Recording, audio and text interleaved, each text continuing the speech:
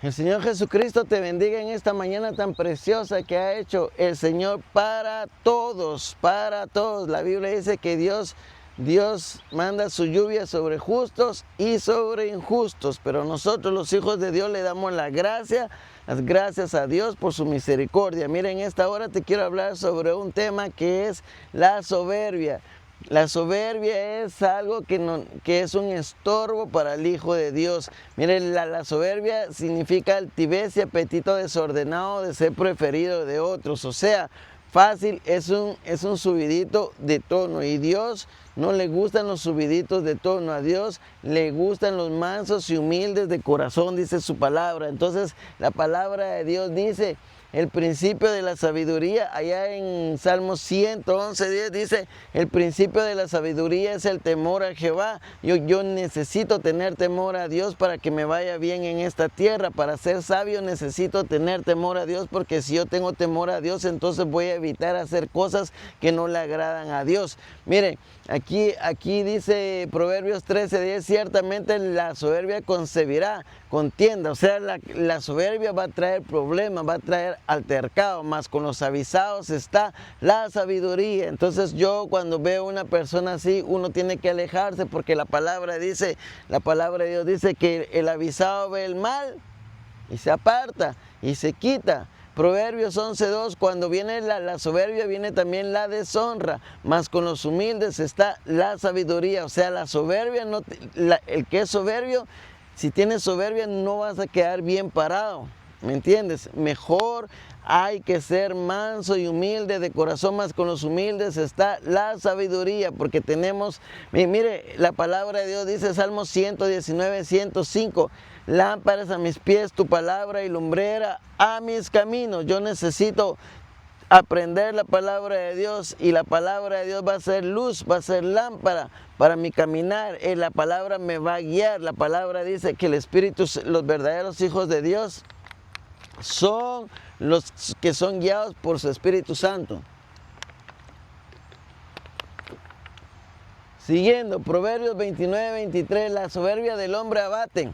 O sea, la soberbia te va a quitar la paz, la soberbia te va a batir tu corazón, vas a andar siempre acelerado, vas a andar siempre como sin paz, sin paz.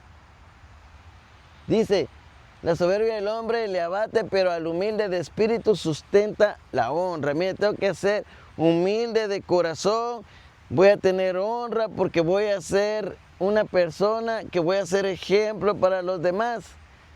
No es lo mismo las tinieblas que la luz, no es lo mismo el soberbio que el humilde. Son dos fronteras diferentes, pero ¿cómo me quito la soberbia? ¿Cómo yo dejo de ser soberbio? ¿Cómo yo dejo de ser enojado? Tengo que buscar, tengo que arrepentirme primero, tengo que decirle a Dios, tengo que ser sincero con Dios y decirle: mire, Señor Jesucristo, mire lo que yo siento, mire cómo es esta cosa, arde en mi corazón para mal. Mire, la soberbia, el enojo, todas esas cosas son espíritus inmundos que vienen de generación en generación, que nos han dejado nuestros antepasados. Cuando una persona tiene un espíritu inmundo allá de soberbia, un pariente de nosotros, y se muere, ese espíritu anda buscando en los familiares que están vivos dónde meterse, porque los demonios siempre quieren preservar su linaje y quieren destruir la generación. Por eso se tiene que levantar un hombre. Por eso al oír la palabra de Dios es que Dios te está llamando para que tú cambies, para que seas tú el que tenga el cambio y rompa esa maldición, y rompa esa maldición generacional que viene para tus nietos, bisnietos y toda esa generación. Mira, había un rey que era muy alzadito, muy alzadito, el rey Nabucodonosor, y Dios le quitó todo y lo volvió como un animal para que comiera pasto.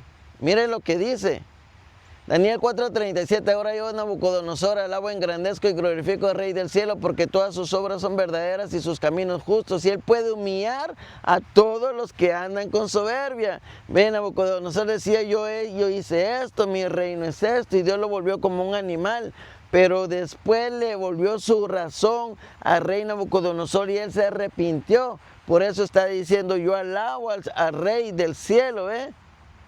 Ahora yo, Nabucodonosor, alabo, engrandezco y glorifico al Rey del cielo, porque todas sus obras son verdaderas y sus caminos justos, y Él puede humillar a los que andan con soberbia. Mira, a Dios no le gusta la soberbia, Dios humilla, Dios se exalta y Dios humilla. Por eso yo tengo que ser varón recto, tengo que ser varón manso con el Señor Jesucristo. Y si me dicen algo, yo tengo que aprender a dejar pasar las cosas, porque una cosita chiquita se puede hacer grande. Los que matan a la gente, ellos en un ratito se encienden y ya hicieron la desgracia para ellos y para su familia.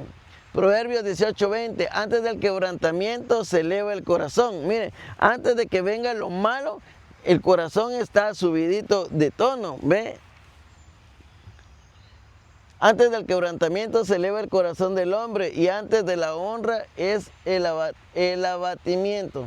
Mire, Dios lo va formando a uno poco a poco, lo va esculpiendo uno poco a poco, y en el camino tiene que ir sufriendo uno, porque cuando te va quitando Dios las cosas malas, uno va siendo abatido, uno va sufriendo, pero más adelante eso trae un fruto, ¿me entiende? Para llegar aquí donde yo estoy, lo que yo siento,